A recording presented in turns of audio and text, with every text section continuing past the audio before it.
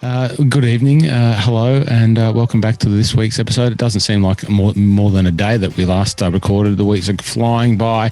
You know why the weeks are flying by for me, Rocket? Because it's... There you go. Why are the weeks flying by for me, Rocket? Because it's countdown to you going to Scotland. Aye, laddie. Aye, it certainly is. You can see there's a little reminder. I've placed a little, it's actually always there, but there it is. If you're watching the YouTube channel, and thanks for the, we picked up another couple of subscribers this week, people that want to prefer to watch us rather than listen to us, but you can do both. That's all right. There it is up there. There's the open blade head cover that sits up there, and I'll look at that. I might have to get a new one. I'm not sure that would have updated the design since then. It's pretty hard to update one of the most iconic designs in golf, the yellow with the blue. You know, the yellow and the blue. I can't wait. Some good stuff happening. Might be a little round of golf day one at Loch Lomond. Pretty excited about that.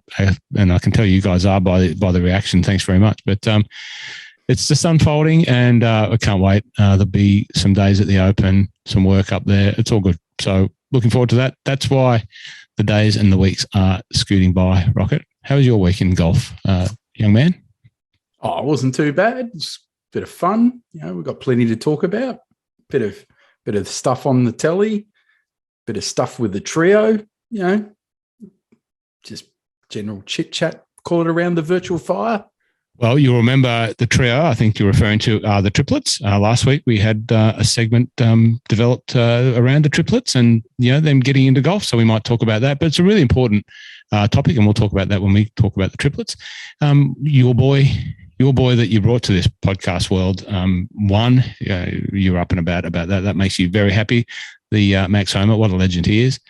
Do you think he'd come on our podcast at any stage? He goes on the no laying up, when he's in Bethesda at the bar celebrating the win.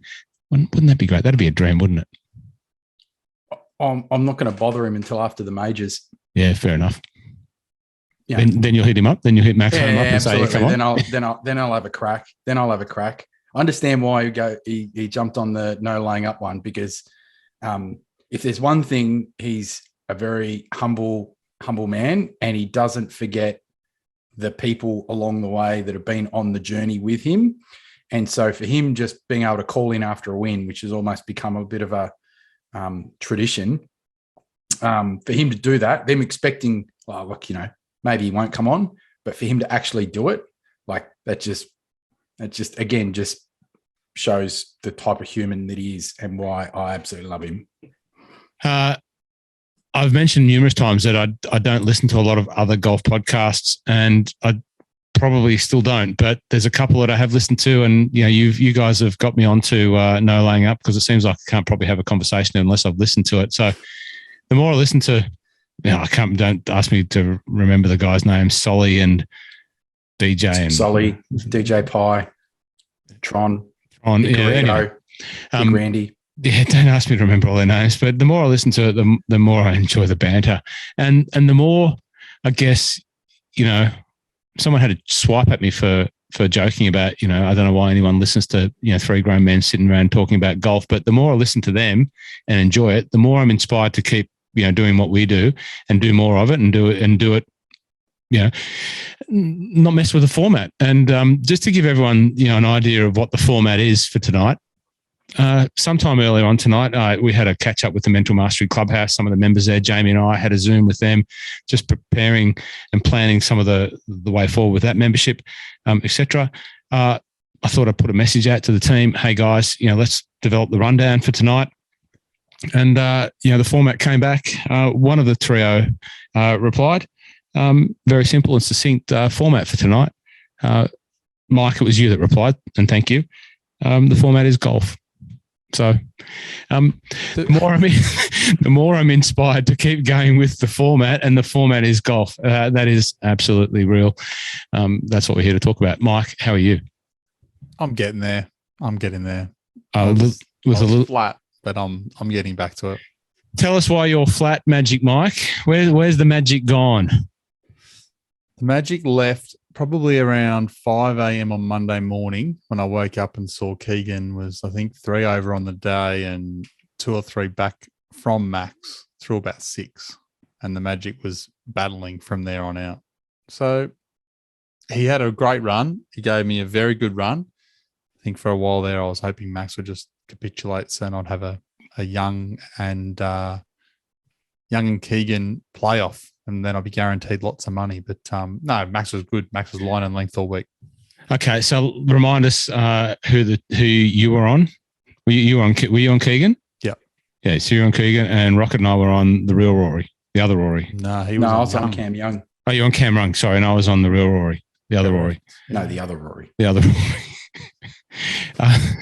As you pointed out, Mike, on the Twitter, which you've taken over, the My Love Golf Twitter. You can follow us at Twitter, and Mike is going to start doing more of his best creative work over there at Twitter. You put a meme out, and the meme was basically directed at me. When the other Rory, the other Rory was sitting ahead of the real Rory, or the other Rory, one of the two. Rory Sabatini was ahead of Rory McIlroy after round 1. Was that correct? I think he was Rory. He's definitely ahead of him round 1. Yeah. And then, Rory had Rory, the other Rory, had a stinker round 2. Yeah. Might have been ahead of him. Weather conditions were pretty ordinary. Yeah. So we'll talk about that in a second. What else will we talk about? We'll talk about, while you were probably getting up to watch the PGA Tour at 5 a.m., I was probably just not long in the hummock myself after watching the DP World Tour. Not a lot of love for the Belfry. Brought a few people unstuck. There wasn't some great scores. There was some crappy weather and all that sort of thing, but not a lot of love for the Belfry. But was there much love for the Thunder Bear? I love Thunder Bear. You love Thunder Bear? I do. Yeah. Rocket, you were the one that introduced me to the name Thunder Bear. For the listeners that don't know who we're talking about the winner of the DP World Tour at the Belfry, the British Masters on the weekend. I stayed up to watch the last round and caught the Thunder Bear, and I'm using Rocketism here. He had already thrown up on himself numerous times, and then he stole the win from the jaws of defeat and picked up the trophy.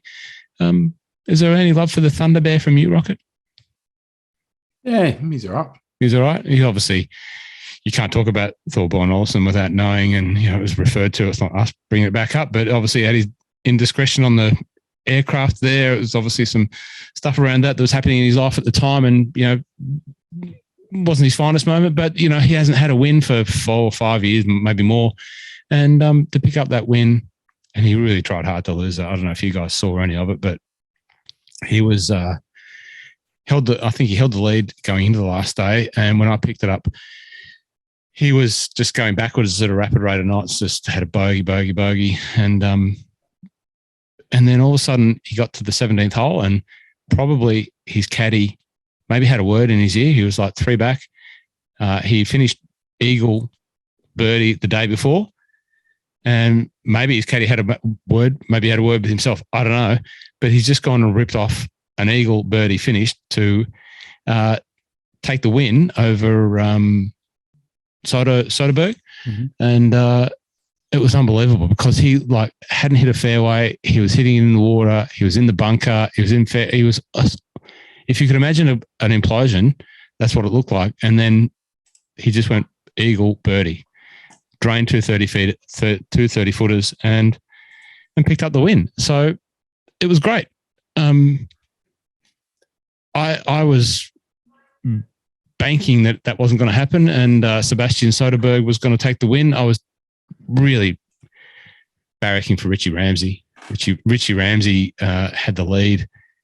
He pipes a little fade down the middle on 18. He pulls out a hybrid. Obviously, he wasn't that close. It was a little faded fairway finder. Pulls out the hybrid and dumps it in the water on the last, and then makes a bogey. Makes a double bogey, and that's it. He should have at least been in -10 and gone into a playoff with Olsen. Had Olsen been able to, get the finish that he did, but Richie Ramsey, he was. There's a lot of Scots up there. Richie Ramsey was up there. He finished at -8. Connor Syme finished at -8. There's plenty of other Scots in the mix.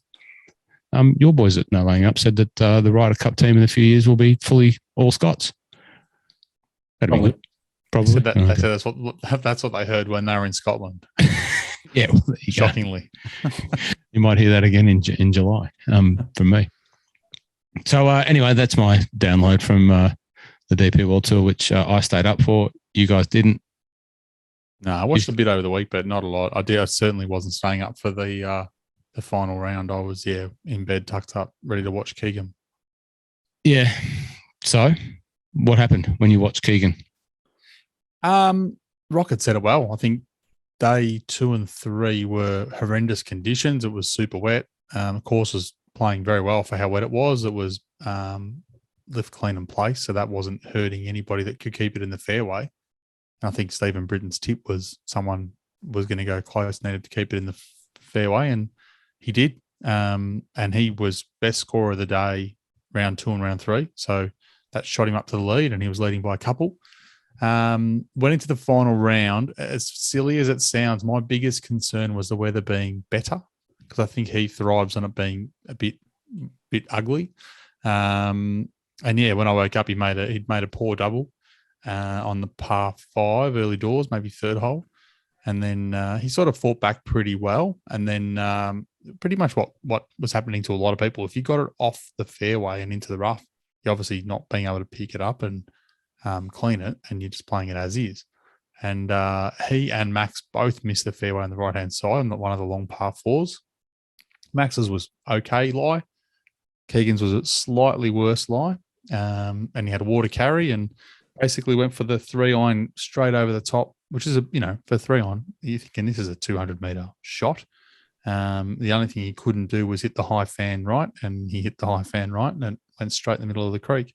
So Max made an unbelievable par from a couple of yards up, and that was the 2-shot swing, or 2-shot swing should have been a little bit less. And then that just put the pressure back on Keegan to keep chasing, and he did well. Like he honestly did keep chasing. The probably to finish T2 with the other guys was a bit stiff, because on the last hole he effectively needed to make birdie to force a playoff or give himself any chance. Drove it in the bunker on the right-hand side, and then as he was trying to hit out, just hit it a slightly thin, couple of grooves low, and ended up clipping the face of the bunker on the way out, and it was over. So by then he was, trying to hole out and then missed a part. And it was, I think he ended up making bogey on the last or double even. And realistically that cost him a fair bit of coin, because it would have been solo second. Instead, he splits it with 2 others, Young and Matty Fitz. And Fitzmagic. Yeah. Now, A couple of Keegan, because Keegan did the same thing on 18 the day before from the left trap. Did he? Yeah. Yeah. So he's in the left trap and it clipped the bank. Gotcha. Yeah. But he got up and down though. He played well. Look, he played really well. And I know there was a few people following and following on Twitter and stuff, posted pics from last week, because he was something a bit different. I know Dion even had him in the one and done. I'm guessing that was because he listened to the show last week, one of the listeners. And it was a good run, but disappointing. Why did you pick Keegan Bradley? Remind us what the data lake told you and why you went with So the Keegan. data, the stats that I pulled in last week, there was 5 key stats that I liked, same as I did this week for the Byron Nelson. And when I do those, I basically filter those, I weight those 6 stats as a percentage. And so I have 100 points to spend, and I pick, 20 points want to go to strokes gained approach, and 15 points want to go to par 5 performance, and whatever the stats were that week. And then that gives me a number down to 2 decimal points. And then I filter the field by that number. And that effectively tells me these are the guys, of all the things you want to see in a player this week, these are the guys that are going to filter right towards the top. The lower number, the better. And Keegan was number 1. Right? I wouldn't have picked Keegan. He wasn't even top of mind at all. Then when I cross-referenced how people have played at TPC Potomac, he'd had one start there, and when it was the what was the Cricket? 18T National. Right. Yeah, I was going to say Kemper Open, but that wasn't one I was thinking of. And he had a 5th, so I thought that's good. And then his last 2 starts coming in were top 10s. So that says to me he plays well at the course, he plays well coming in, and the data says to me that the stats that I want to see, he should be towards the top. So all 3 lined up. So he had a good week. And the worst part, not the worst part, but I think I sent you guys a screenshot. The person who was second on the list on the data lake was Cameron Young. Fourth was, I think, Matty Max. Fitz, and Max was fifth. Yeah. So I was like, they were all right there. It's just getting the right ones in the right spots. Rocket, what about you? So you had Cameron Young as the tip. I had Rory McIlroy, so at least he got me a little bit of money, but not enough to make a dent. Nowhere near enough to make any uproads up the tree, and I'm just languishing. I've gone from, I feel like I'm in, a car race, and I'm down to 6 cylinders from 8, and people are just going past me, but I'm still sort of there. 33rd, you're mid table, which is not horrendous. I'm making a dent. I'm making a dent. I think I'm 14th. Yeah. You are. You're right up now. You're 13th. So you've just snuck over 4 million. Leader still the Shermanator on just over 7 mil. It's all about the middle season. Nomadic golfer 5.6, public golf 5.4, no 3 putts 5.2, 3 putt or die 5. And I'm in the middle of you two, so I'm at 26th. That cost me. So you snuck a few. You've probably got an extra 150 grand just from Keegan not taking the solo second off you there, Rocket. So I would have been a little bit closer. But so I did get there. Yeah, so my Teepster ones, I'm getting there. And then I had a few shekels on Cam Young as well. So I wasn't disappointed with how he was slowly making his way up the ladder. No, well, he got you 680K this week. And Keegan obviously gets 680 as well. I wish he got me 680K from the betting. Yeah, that would be good. But if Keegan doesn't make that bogey on 18, he probably only gets 400, and Keegan gets probably close to 900. So it's a big swing. Yeah. And the only person in the tipping, we should point out, that had Max Homa, only one person. Who was that? Really? It was bogeys to birdies. Oh, Phil. Well done, Phil. Congratulations to Phil too. He's Phil down at St Andrews Beach. If you're down there and see Phil, tell him My Love of Golf sent you. He might make you a free cappuccino or something like that. But Phil just picked up a new set of Strixon ZX7s. They are played by very good golfers, including Shane Lowry, probably GMAC and Arflan, all playing ZX7 Strixons. Maybe another set of irons coming into the Arflan's bag, Mike. I might be swinging for a little testy your way, to your side of the fence. My side of the fence? Yeah. The Callaway side of the fence? Yeah. Nice. Yeah. Might be just, I'm going to sample from a few different menus, and Callaway are the first cab off the rank. Yeah, set of TCBs. Set of Minwoo Lee TCBs, and a couple of Mac Daddy wedges, and maybe even getting a sneaky look at something that's very hard to get, the Ultimate Wood. Those, once again, I heard your boys, Rocket, talking about the Ultimate Wood in their podcast, and I thought they were really hard for us to get. And anyway, I might try and find one of them. Anyway, that's enough of my clubs. Rocket, Max Homa. Can't hear you. Can you hear me? Yeah, I can hear you now, gangster. Max Homa. How big is your love of Max Homa? Wow. It's in the Brooks Colin. It's in that realm. I would test that to say that he's usurped the Brooks. Has he? Has he usurped Brooks as the number one in the Rocket fanboy isms? Look, if someone said if you lined him up and the last thing was, okay, you love them, you're all equal, who's the one person you'd want to sit down and share a pizza and have a beer with around a fire? Max wins every day of the week. Every day of the week. Every day of the week. Like I have, and you've heard me talk about him for a very, very, very long time. And the thing that makes him a fan favorite is the fact that he shares so much of his story. He's so open about what he does, and it's emotional and it's funny. And it's one of the first times you got to hear about the ups and downs of a tour player the mental battles, the game battles, all these other things. And I've listened to every podcast that he's probably ever been on. I've listened to every interview that he's probably ever done that's available on YouTube. And likewise for his caddy and best mate, Joe Griner as well. So the love is strong. The love is strong. Yeah, I like the way you phrase that. Who would you want to sit down and have a chat and a beer with and just hang out for a while? Had you have that opportunity? And I out of your, the guys that you hold in the highest regard, I would agree. He's certainly grown on me, and it's much like who's the young boy? Cameron? Is it Cameron Young? Yep. No, Max Homa is probably nothing like Cameron Young. I don't know much about Cameron Young, and that's the point. 2 years ago, you were the first one probably in Australia that probably mentioned the name Max Homa on any podcast. And I'd never heard of Max Homa, but then I'd never heard of Cameron Young, and he's rocketed into 38th in the world or something like that. And you sent out his. Actually, I think there's a podcast I talked about Cameron Young around about the time Will Zalatoris was jumped on the scene. Exactly right. They went to Wake Forest together. So once again, your prowess for picking talent is comes to the fore. If anyone out there in the States, at a college, needs a talent picker, just call Rocket. He's available. Or any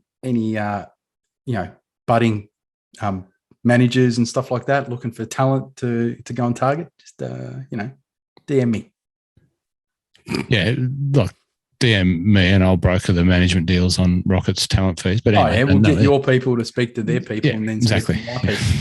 So please, this network's got to be return some dividend, and I'm going to ride your horse on that, Rocket. Cameron Young. So talk to us, a little bit about that Cameron Young journey, because he was your tip.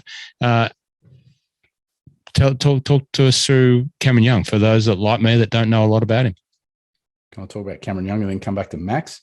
Yeah, you can talk. You can talk. You can talk whatever you want. Well, see, Cam. So there's a number of there's almost like these two parallels where you've got the ones that have exploded onto the scene, and these other ones that have they've turned professional, and they've had to grind their way up because there's certain parts of their game that just weren't quite ready yet. And Will Zalatoris is one of those, right? So as everyone knows, his putting is terrible. Like, he got it to the point where it was just that little bit better, which meant he was able to make enough money to make his way onto the PGA Tour and get off the Corn Ferry, right? Cam Young is a little bit the same way. So as a ball striker, he's really good. He's very long, a little bit wild, and it's just little things around wedge game and putting and making that a bit more consistent. And then so he's been toiling away on the Corn Ferry and made it to the top 25 after a pretty good season last year. And his form since he's been full-time on the PGA Tour which is this season, has been actually exceptional. I think he's had a couple of seconds. I think he's had something like 5 or 6 top 10 finishes. And he's kind of putting himself in that position where he's just contending all the time and on lots of different sort of courses. If you actually look over the history for the last sort of 6-12 months. So he again is another one of those ones where it's like he doesn't have a lot of flaws. There's certain things to just improve, little improvements, which would then put him in position to be contending more and more. So it would not be going out on a limb to say the expectation is possibly for him to chalk up his first win this year. He's already been in the mix a lot. And if he just keeps doing that week in, week out, at some point he's going to kick the door down.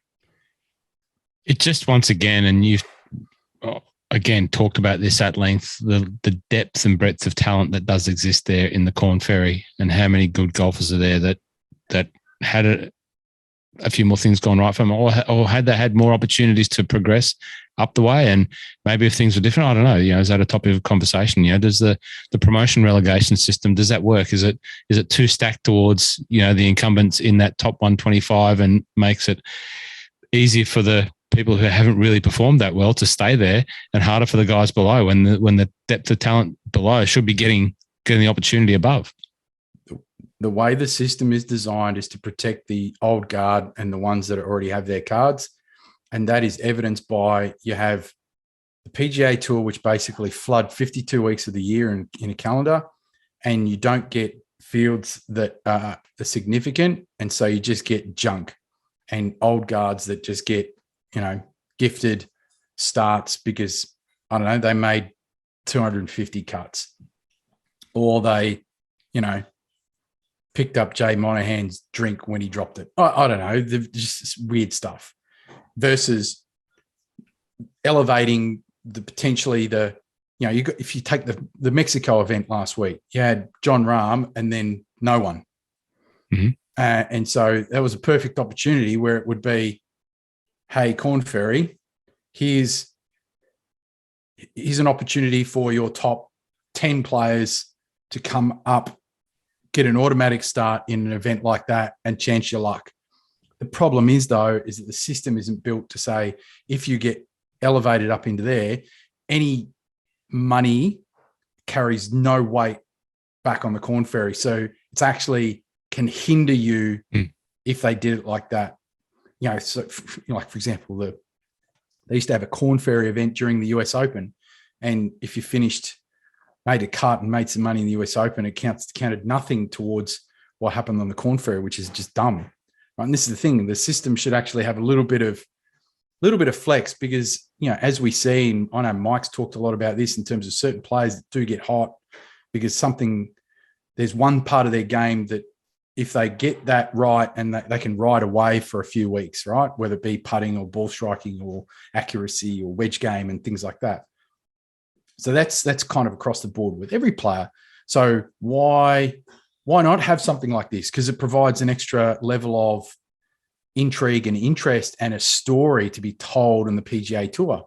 And this is, it provides interest. Like you go all the way back to John Daly in the 91 PGA. Like what a story that was. Why not have the opportunity every week that a certain number of players that might have performed the week before get an automatic start in certain fields because there's no depth? Yeah, I think you, everything you said, I agree with. I think that there's a way to make it work. Like obviously the purses in the PGA Tour massively outweigh Corn Ferry. So maybe not dollar for dollar, but maybe you say, okay, if you go up and you make the cut, you get whatever you earn. You earn 100 grand, you get 25 grand. You get a quarter of that added to your prize total, or it's the rank, right? So if you finish 25th, whatever 25th dollar-wise is on the Corn Ferry, that's what you get. It's what qualifies you, or something like that. Yeah, it's recognizing that you've done well against a better field, giving them something. Because, like you said, I remember that there was it might have been even Zalatoris who finished. He finished top 10 at finished 6th at US Open. US Open, the one Bryson won. Yep. And not $1 of that went towards him getting his card. Now, it didn't matter. He was going to get his card anyway, but that's just nuts. That you can be performing that highly and that doesn't help you at all. Yeah, I think there was a story. There was another guy, I think the year before, qualified for the US Open. There was a Corn Ferry Tour event that week. Played the US Open, made the cut. I think he finished like 30th or something like that. And he missed his card by like $2,000. Yeah, it's nuts. And I'm sure that I can remember many times, when Corn Ferry or secondary tour players have got starts on a PGA Tour event and waited up and gone, well, to get there, the cost to go, risk not getting a cent, versus I'm already here, prep for this, cost to be here is a lot lower. I'll just stay here, not do it. That's disappointing. Yeah, and they're just trying to secure. They're actually trying to secure their card for the long term. Yeah, so they're looking at instead of just going, I'm going to take my opportunity and have at least, there's a bit of risk it, but there's a bit of it's like a balancing act between the two. The game's already hard enough as it is. They don't need to make it like it's life and death. But, they're looking at the long term going, I need to be able to secure my card, finish in the top 25 so I can pick my schedule for next year versus I'm just going to risk it this week and, probably cost yourself being able to make a good start for next year, which could then put you back on the Corn Ferry again, right? So it's like I'd hate to be making that decision. Well, that's the reason probably why, the thought came into my head. It's part of that whole, discussion around the PGA Tour. And, they're really, and you wanted to talk about Max. So maybe we'll talk about Max before I sort of go down Max this. is a perfect example of this sort of stuff, grinding his way through for years and years and years and years. And potentially could have, there were times when, he didn't earn sort of a start, but then, there were times when he had sort of form, but it was a battle and he probably could have been elevated at certain points to get starts. But you make decisions to try and make sure you secure your stuff for the long term. For any young golfers that are aspiring professional golfers, you could do worse than to have, take a few leaves out of Max Homa's book, both playing wise, but also for the stuff around it, as Rocket alluded to before, his accessibility, his entertainment factor, and the way that he does approach. His mental approach, his game, and it's with good reason that he's now like Titleist's top 2 or 3, pin-up boys for all of their promotional material. MasterCard as well. Like he's picking up sponsors because one, he plays good golf, but at the same time, he's actually a really engaging individual, and what you see is what you get. Yeah. And even though I talk about the mental side of it, he admits where his flaws are and what he's working on and stuff like that. And it's just, and to hear him talk about that journey is quite, I love it because you don't get it from most of the other players on tour, and that makes for, I watch an interview and I get bored.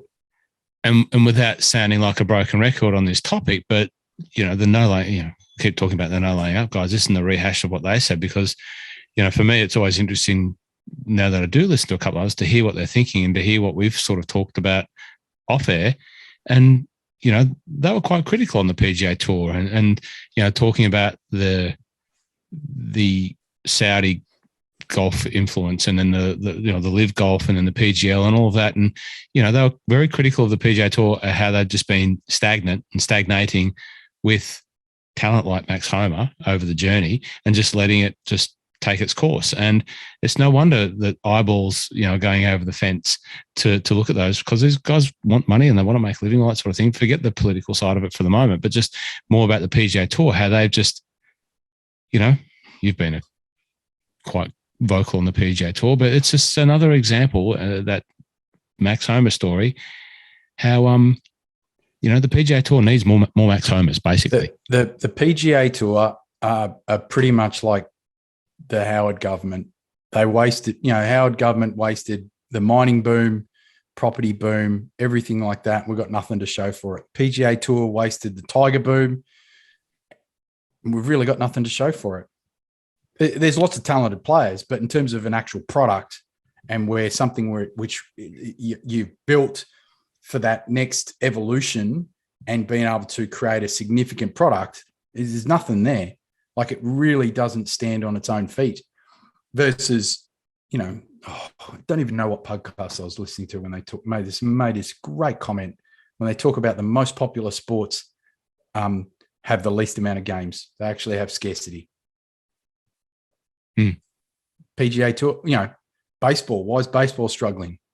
162 games. Oh, and it's freaking long. I love baseball, but not that much. You can't help me. I love baseball, so I'm not.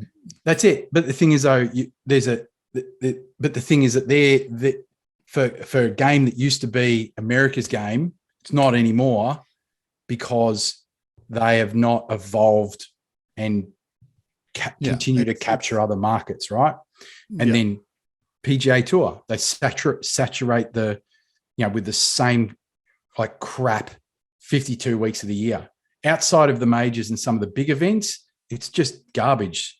And so, like Mike and I talked about this, a month ago when we said, Mike was talking about instead of these rubbish fall season, why don't you play in other continents, like 2 events in Australia, a couple in Japan, all this sort of stuff. So all of a sudden you're taking it to a different part of the world. It come beamed in a different time zone, because TV is still the biggest driver of revenue. So you would have had more eyeballs, different players. Certain players would be more world-like players, and you bring the game, and the PGA Tour becomes its own pseudo world tour, and all this other stuff just, it wouldn't have even existed. Yeah, if, I think if that's they had where half a brain. I think that's where the PGA Tour gets stuck, because, like, if you think about the reasons why it's not bigger and why it's not global, I mean, the guys that are there, the biggest question is money, right? Money is the thing that will drive those things internationally. Now, they've got money, but if you put all the money in the world for guys to come and play in Australia, say you had 2 events, one in New Zealand, one in Australia the next season, and it was equal prize money to Wells Fargo this week, I can tell you now, you're still not going to get the field, because you won't get the same field, but you may get a different field again. You might, but you're not going to get top liners, because a lot of them are going to be like, you know what, I don't need to go there. I only want to play 20 times this year. They're in America, and that's why they've added in that thing around having to play a new event each year and mix it up. But without bagging one of your buddies who you don't love anymore, Phil Mickelson, like, I remember laughing years ago whether he actually had a passport, because he would never go anywhere. No, he just never went anywhere. No, he never did. And Tiger did. He got paid to go, but he went. And players did travel around for moons before that. Yeah. But there was that period there where they made so much money in the States. Yes. And our key season was their Thanksgiving. They're not getting on a plane to come to the other side of the world. No, and that's true, right? But then again, if you think about the players that play on the PGA Tour, there's a heap that do not have any affiliation with being an American. There's lots of Europeans that potentially would have been coming down here. You think about Rory and others, right? So it's like, you may not get all of them, but you might get some of them. Yeah. And this is the other thing that goes back to, I still think back to the Shark.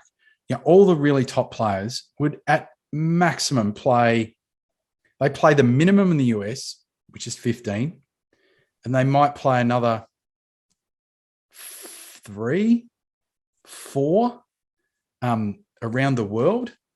So you're looking at 18, maybe they push it and do 20. So 20 events, and there's 32. Yep. There's 52 weeks in a year. Like, the window to, you've got your concentrated events where you're trying to get all your top ones. And then outside of that, that's where you need to start to get creative. And they didn't. They just went with straight, No, look, and the top guys have obviously got Ryder Cup 1 year, President's Cup the year after. Yeah. Add in Christmas break and, bits and pieces. It does make it difficult. But without skipping forward to the next topic, or a topic that we would talk about, which was on the run sheet as golf, I will point out, Ross, that the future of any sort of world golf league, and whether it is the Saudi money or whatever it is, that is going to be the best opportunity for us to see big name players in Australia, because the PGA Tour is not going to have an event here. They're not. And if the Saudi stuff goes ahead and more players tip over there in, say, 2 to 3 years' time, because the money's there, there's a chance there'll be an event here. And if it goes the other way and the PGA Tour ties in heavily with the Euro Tour, then there's a chance, going back to where we were before, what you just said, Rocket, in that having a co-sanctioned event in Australia or doing something different. But again, it'll be middle of November, start of December, and who we get might be tricky. But that's the only chance of forward looking of us getting bigger stuff here. Otherwise, it's probably the one thing that I find, like, I love knowing up guys, and I love listening to a lot of podcasts out of the States, but they do have a very different lens to us, or definitely to me, because they talk about stuff and they are so smart, and their knowledge on what's happening and behind the scenes they can't even talk about is so far ahead of what we know. But at the same time, they live in a country where there's golf on every week, and they live in a country where probably in their hometown, they will have at least one event there every single year. And if there's not, if they live in Florida, those boys, they've got probably 3 or 4. If you were in Texas, you got 6. They're in driving distance of That's 5. We get, they've only got South Carolina they can drive, so they can drive to Hilton Head. Yep. Not too much of a hike to get to even Augusta. Exactly. You got 3 majors in your country every year. Yep. Now we get the President's Cup, We've got 2 of them coming in the next 20 years. That's Mm. it. So it's not the same view because their understanding and what they want to see is true and right in how they want to see their game grow and growing the game and everything else. 100% no disagreement. And we don't have a big tour, right? And this is No. and I've even, PGA Australia and Golf Australia again. I think they wasted the shark because the opportunity at the time, when you think about Asian tour, Japanese tour and stuff like that, the opportunity for Australia to become that leader in that Asia Pacific and try and create a tour that way and tap into a completely different market, that was missed. Yeah. And look, and to be honest, they probably did start looking at that 5 years ago when they started doing the co-sanctioned Euro stuff, late, but though. COVID's put a pin in all of that. That's not happening. 5 years ago, the horse had already bolted because there was already a heap of Asian tour events that were co-sanctioned in Asia, stuff. and then you had, I think, the Zozo and CJ Cup in South Korea. So the Plus PGA the Tour had already muscled in on it. Yeah, exactly right. So it's where Australia could have been.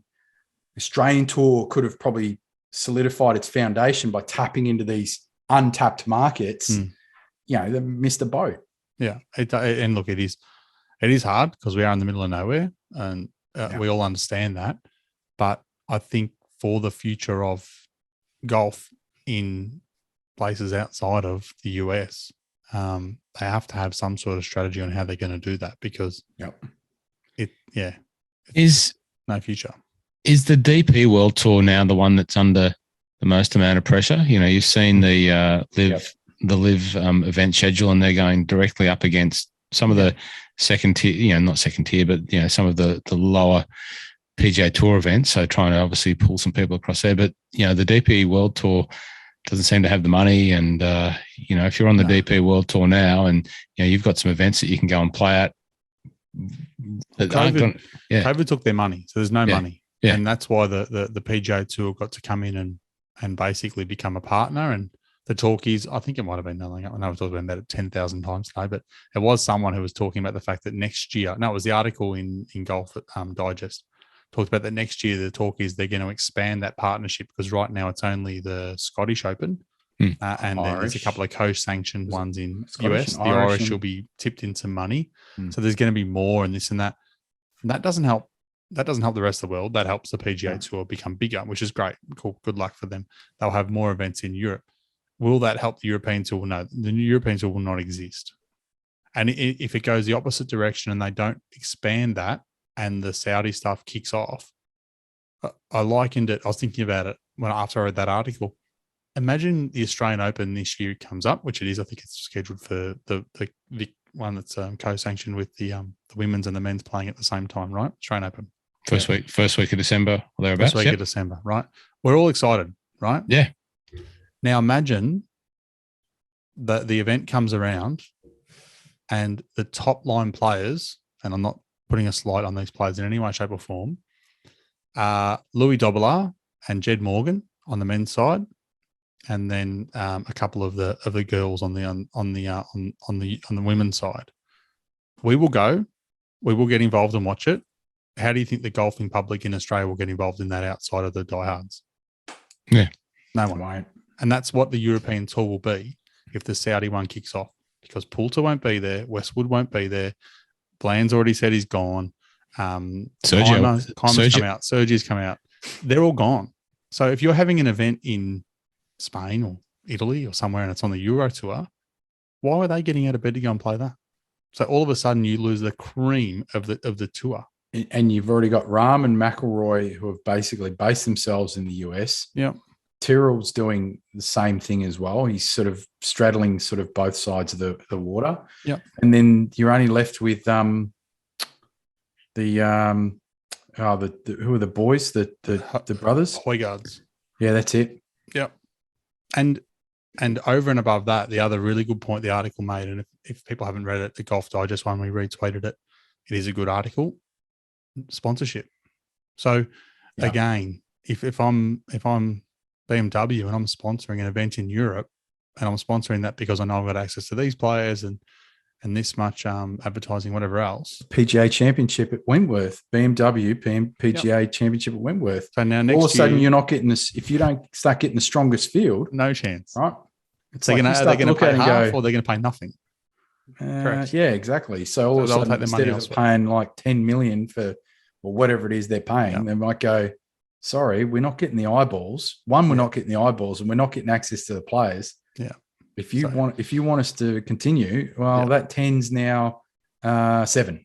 Yeah. So the long answer there, Ross, is the Euro Tour is in massive trouble, in my opinion, not just from the Saudi part, because even if that doesn't get up, they're just going to get swallowed up by the PGA Tour. I mean, they've already got 1 seat on the board or 2 seats on the board. Yeah.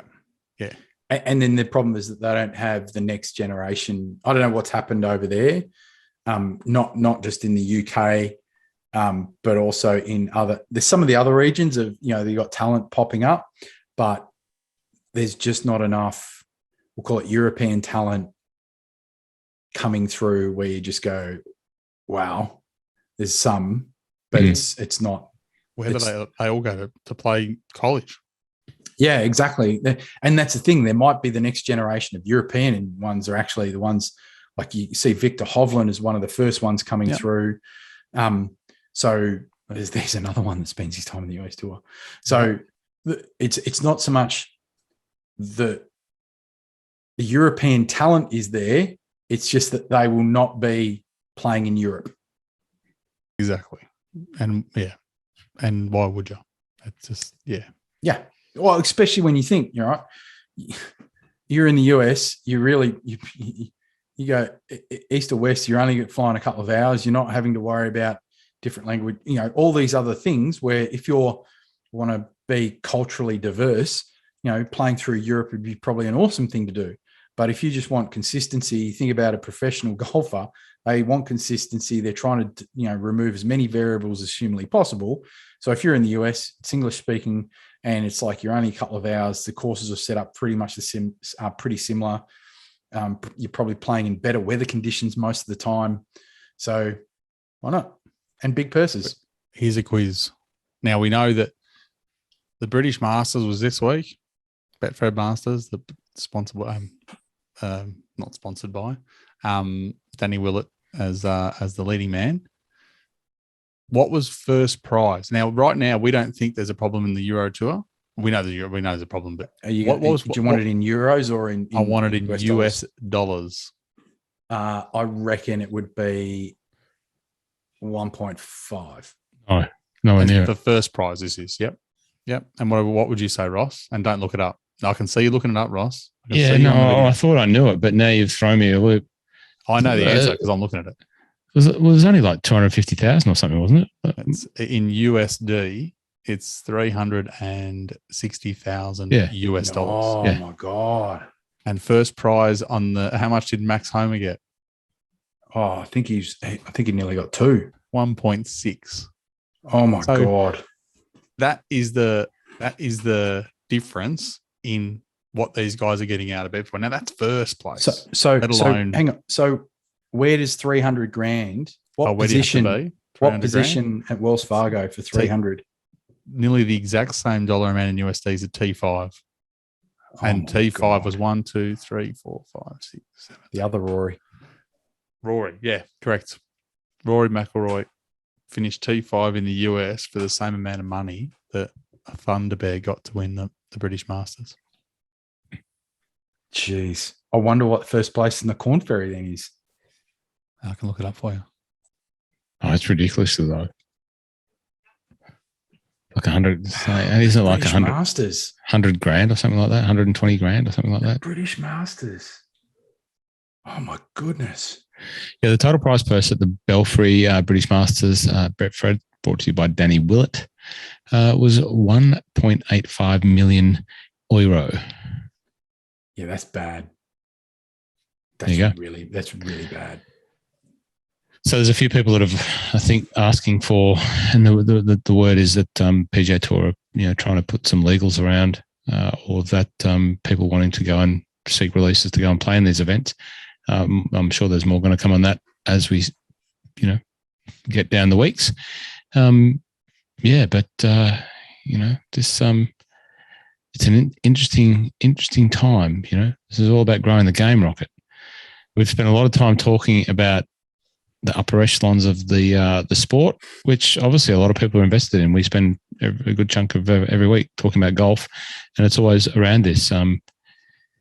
We haven't talked about Sergio and his advisors. They've got some they've been doing back into overdrive. Like reportedly his comments they are back on retainer. They are back on retainer. They have been recalled from Mickelson, Team Mickelson.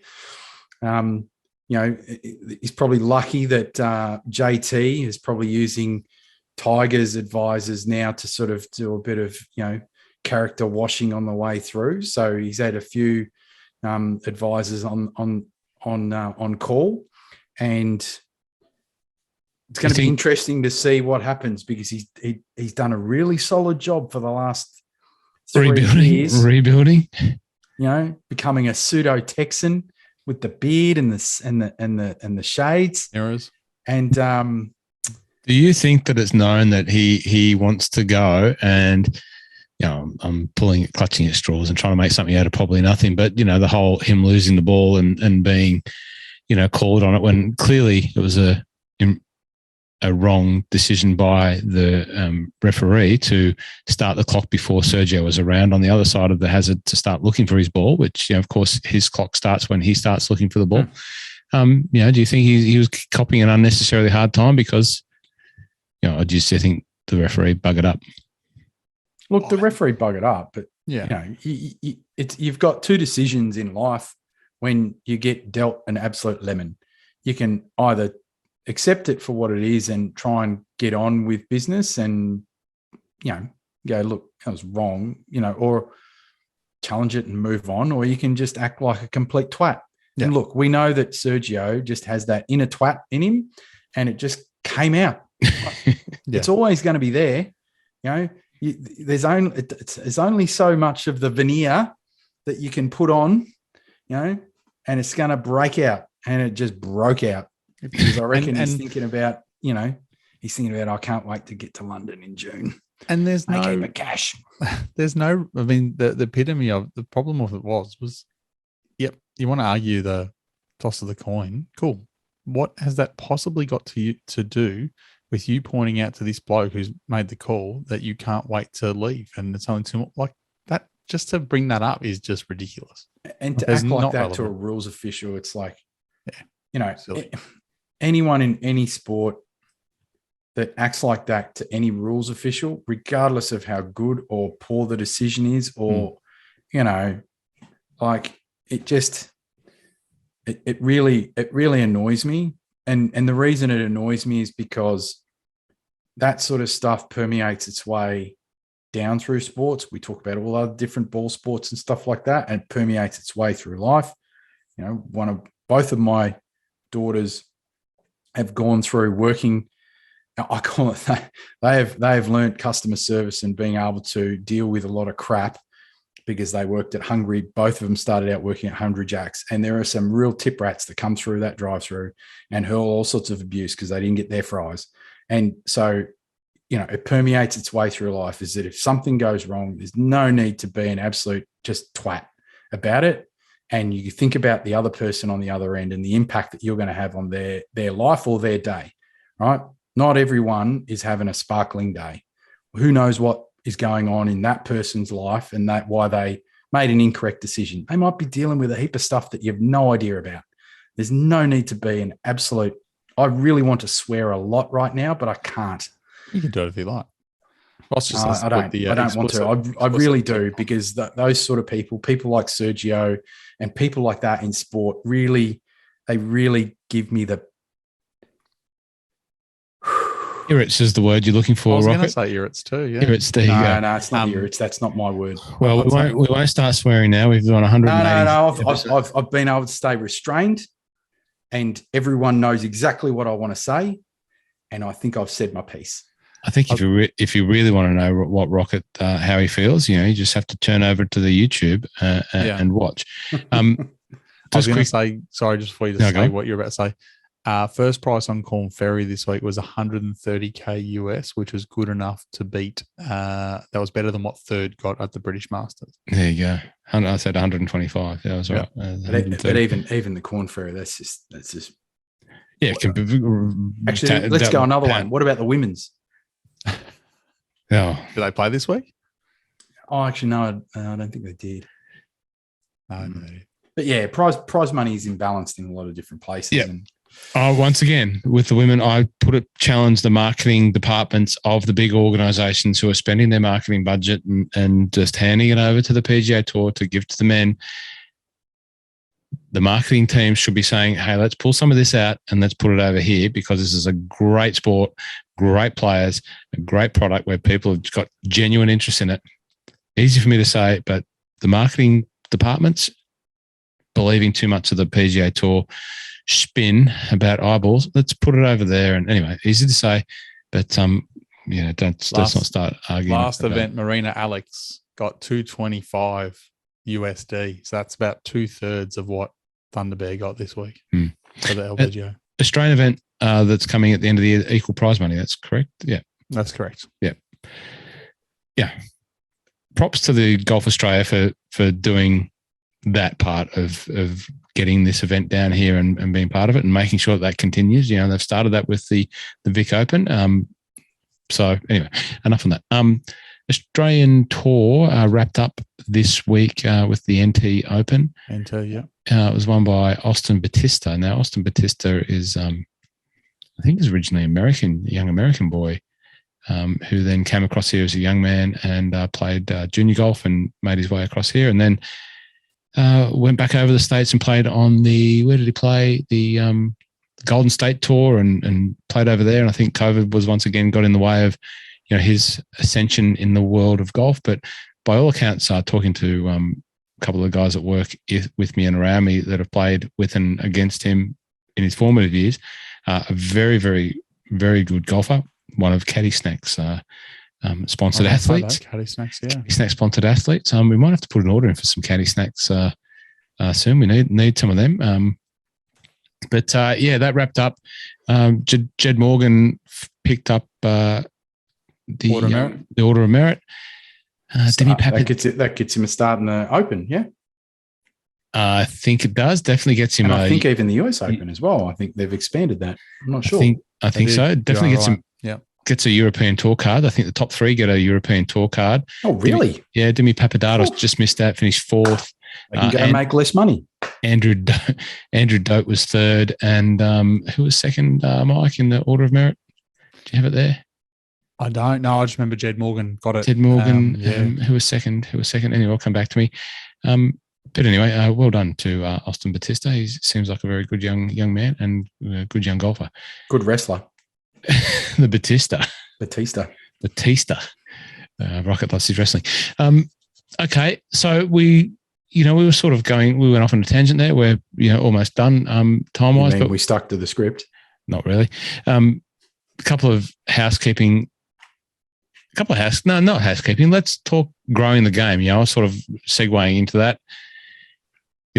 These guys have got to do more to grow the game. Let's not talk about the hackney phrase that is growing the game. But Rocket, you were involved in what I call genuinely growing the game. We spent a lot of time, an hour, talking about lots of money, players that we don't know, we'll never meet, and the trials and tribulations of what that means in this great game, and people will listen to it. But the real nuts and bolts and the meat and potatoes of what the future of this game is not with those guys. It's with your guys, the triplets, Rocket. You took them down to Wayne and Lona down at Drummer Golf, Virginia. And what happened? You tweeted a few pictures about them getting the My Match thing. Of course, if you get into Drummer Golf at the moment, get a My Match fitting and buy 8 pieces. Could be the TCB Minwoo Lee Callaway set, 8 pieces. You'll get a free wedge. The Drummer Golf people will throw in a free wedge. So Rocket took his triplets down there. Wayne gave him Wayne gave the kids the My Match. You could probably put the 8 pieces together and get a free wedge. Good luck splitting who gets the free wedge. But how was it? Oh, it was good. So the original plan was for Saturday going in and sort of just checking out what to get. But we reserved it for, so they had their lesson again on on the Sunday morning from 9 to 10. And then from there, we drove up it's only another 10, 12 minutes, I think it was, to get up to Drummond, Virginia there. And it was great to see, Wayne and Lona in there, and Wayne was fantastic. And I just said straight out, I want to get them their own clubs, right? Because I know that I don't want to spend a lot of money straight off the bat, because it's one of those things. There's a part of me that was a little bit nerdy, and I just wanted to go get them the best little kits for everything like that. And I could have easily just dropped $700, and within 5 weeks, they may not like what they're doing.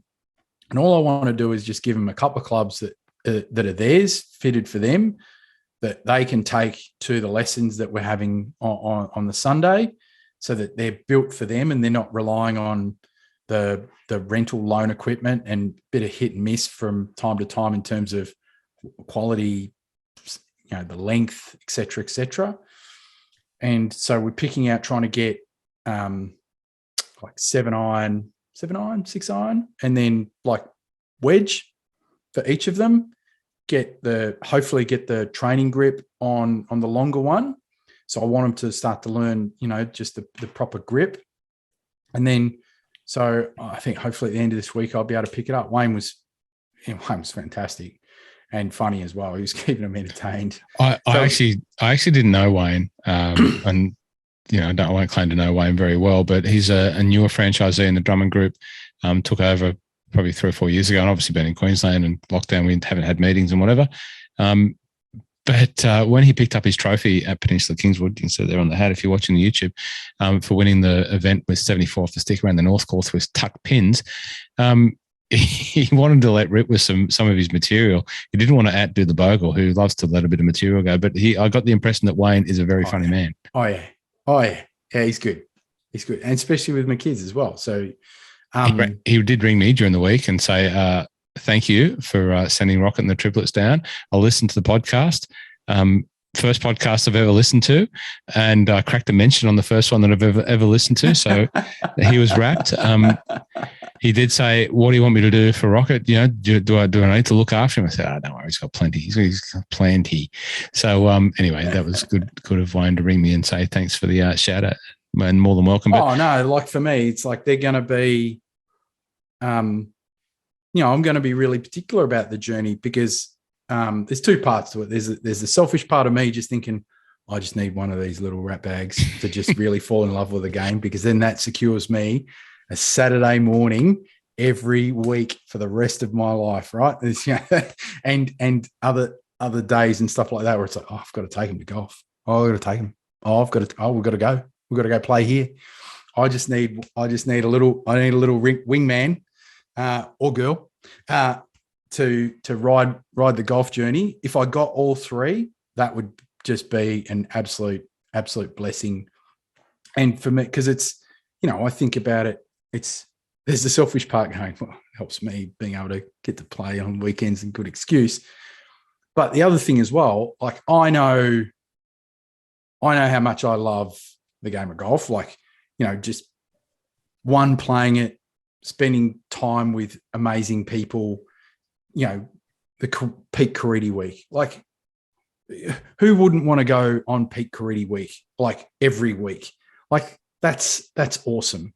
And so I think the game has given me a lot, and I feel like I need to give back in some way. And if that means I'm doing that through my kids and getting them, if they understand or they fall in love with it, I'm not going to like completely push them and turn them into, I'm not going to be Andre Agassi's father, but I want to take them on a little bit of a journey. And I'm really particular about, I don't want to be the one that's trying to teach them.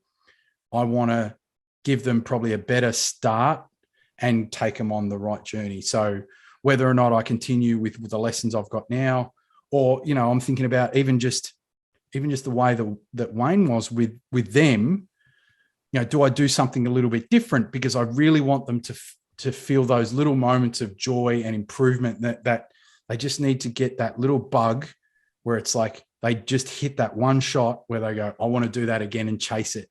And that's what golf is. It's that one shot that brings you back every week like a drug, and we'll do that for the rest of your life. And then everything else that surrounds the game flows on from there. And then still, I use this corny line is that, golf is actually so much like just life in general, right? It is not fair. It is absolutely not fair. That is why you should never get relief from divots. It's another topic. And it's an honor system. The game is an honor system, and it's all about, there's more hard times than good times. You're going to hit more bad shots than good shots. And it's just learning about persistence, treating people correctly, and treating the game with respect. I could waffle on forever. Really, as someone said to me the other day, 30-minute conversation with Rocket is 45 minutes long. Yeah, I get that. Well, good on you for getting the triplets involved. And, just something you don't know, one of our number one ticket holders shared between Mr. My Love of Golf, Murray Flanagan, and probably the real number one ticket holder is Marie Heron down there in Tassie. She did send me a little picture with a little picture of you, the frog, and his junior. I don't know if it was the North or the South represented. He represented the whole state, half of it at one time or other. Sent me a little picture of you. That was Pennant from it was Country Pennant, so from where I grew up. So the team, we had our club jumper, and I had to get one specifically made because they didn't have a size small enough in normal, and then everyone was having. I think some people started to have their nicknames, or I wanted to have my nickname on it. So I was originally given the nickname because I had a love for the shark. I was originally given the nickname Tadpole, and that was from Doug Murray, who was a professional at Tasmania Golf Club, and then I think it got to the point where I was about 13 and I graduated to the frog. So there you go. So that actually became that was my nickname for a while, and that was on the arm of one of my jumpers and pennant jumpers, and it was stayed like that for at least a fair while. So, well, if I knew that story, but if you're one of the many listeners that have come to the My Love of Golf podcast at 150 episodes, 180 episodes in, but you've just joined us, and you were you were wondering how this young man got the savant-like knowledge around the shark. Well, he was even nicknamed after the shark as a young whippersnapper representing country Tasmania in pennant. But anyway, back to the point. Your mum was very, very proud of you for getting the triplets involved, and she's a very proud grandparent down there in Tasmania. Yeah. Just while we're talking about kids and that sort of thing, just another little bit of housekeeping. Just a shout out to my son who rang us before we went to air. He was just talking about his solo interview with one of the iconic men in Australian football, soccer football. My son's a very passionate football commentator and budding journalist. He had the opportunity to interview John Aloisi. So Lockie Flanagan, well done.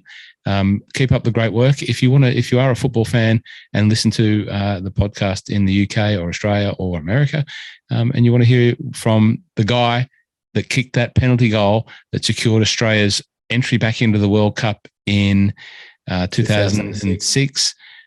Lockie Flanagan is interviewing John Aloisi for Western. To be robbed by those dirty Italians. For Western United, and you can see that on the Western United website. It'll be up there tomorrow. A little bit of housekeeping for me. I'm sitting cross-legged. You can see there. If you're watching on the YouTube, that's the new Under Armour Hover SL Pro 2. I've been testing these out and making a little video for Drum and Golf TV. I'm actually decked top to toe in Under Armour at the moment. Jordan Spieth. Has it caused you to start doing like this? That weird thing in your backswing or anything like that? I look like Jordan Spieth, only in dress only, not in golf swing only, but it's all top to toe Under Armour today. But the new Hover SL2s, spikeless shirt, very lightweight, and really enjoy wearing those at the moment. I'll give them a run on Thursday afternoon, 12:08 with Go the Blues, the great man Sam Doherty and I taking to the fairways of Peninsula Kingswood. What else have we? 62 Blues, right? Oh, we're back. So that's a bit of housekeeping there. What else have we got, Mike? I worked out how to get the subscribers of the YouTube channel. We promised cheese when we got to 150. We're at 155 or something like that. please keep jumping on, because once you get to 200, we've got more cheese. We're having the King Island giveaway. I've worked out how to get the names of the subscribers. Yep. I'm going to hand that over to you. You are going to draw that, and then we are giving away the cheese and the accoutrements that go with the King Island cheese, the Lagoulet. That was great. Lagoulet. And what else? Do we had another giveaway last week? I think your mate. So I've got something to give away. Who's getting that? Is Loach getting anything? No, it wasn't loads. I did. There was only a handful of people that entered, but it was actually PK that came out. So, Phil won. So he's got the name of the hat. When he does, he can message me his address, and I'm going to be sending him some something in the mail. He hasn't won anything for a while. The last 24 hours. Oh, really? He's been entering more and more. He's a giveaway king. Good. He loves. Well, that's what happens. He entered it. I put all the names in the little spinning wheel, and he was the one that came up. We might have to get PK on and give us a rundown, a laundry list of what he has won by sharing, subscribing. There you go. Okay. So what does he get? The Lagoulet? I'll find him something. Yeah, okay. I don't know whether they've got those, to be honest, but they'll have something. Okay. Mr. Loach wanted one of the Rocketisms on a T-shirt, so we'll craft that up. You wanted that, yes. Tips this week, gents. I don't even know. They haven't got the list of the players out yet for me to have a look at. You said that last week. Where are you looking? I think a little thing called Google sits on a computer here. Most people in the world sort of somewhat familiar with it. Okay, well, I go to the PGA Tour website, which is where they have the players' names, if you're looking for them. Yeah. I've got them on ban. No, it's the Byron Nelson this week. So we're going from TPC Potomac to TPC Craig Ranch. T. Nelson Ranch. Craig T. Nelson Ranch. It's I don't know what to feel about this week. To be honest, all the numbers, all the data says Justin Thomas is going to smash them. But I don't know whether he's not going to be my pick because I've already had him. But the guys that are on the top of the list, Justin Thomas, Sam Burns, Hideki, Xander, Taylor Gooch, Luke List, Jordan Spieth, Joaquin Niemann, Scotty Scheffler, and Mark Leishman are the top 10 in the data lake. And so I will be finding a pick out of there at the moment. I think I'll probably go with Leash, to be honest, even though he was no good last week. But the people that are in the market for overall, as in the people might be looking at, I think Scotty Scheffler is the one that most people like. Scotty Scheffler, Justin Thomas, obviously.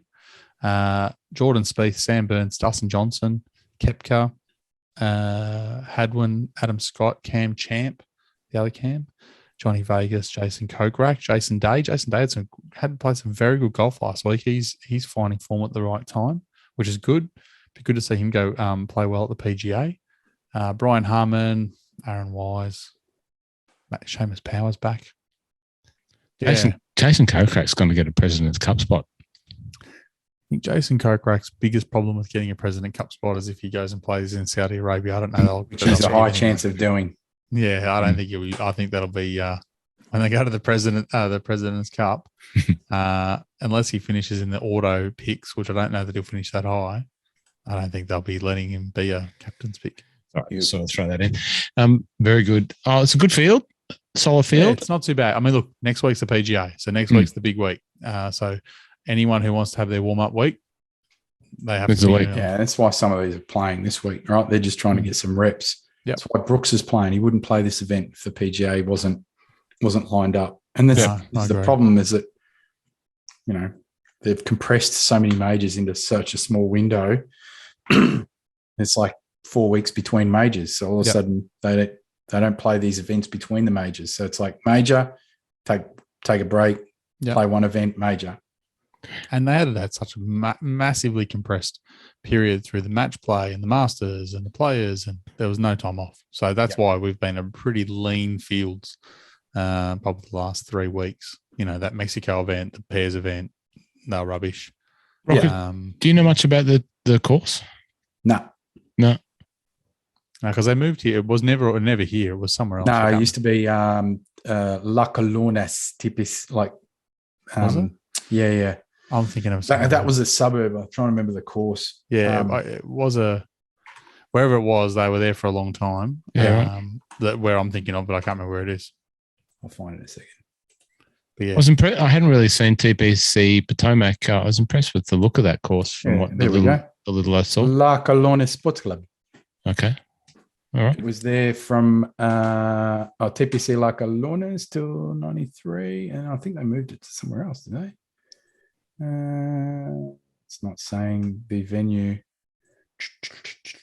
Trinity Forest. Okay. Well, It moved there, and That's the right. players got the brace and bits because it played a bit firm and weird, and they had to Do some play work. shots. Yeah. Mike, anything more from you? For the look, past this event in general, have we got Rockets pick?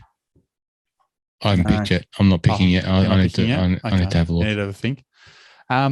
No, the only things I had over and above were Scotty Scheffler had a little practice round for the PGA next week, last Thursday.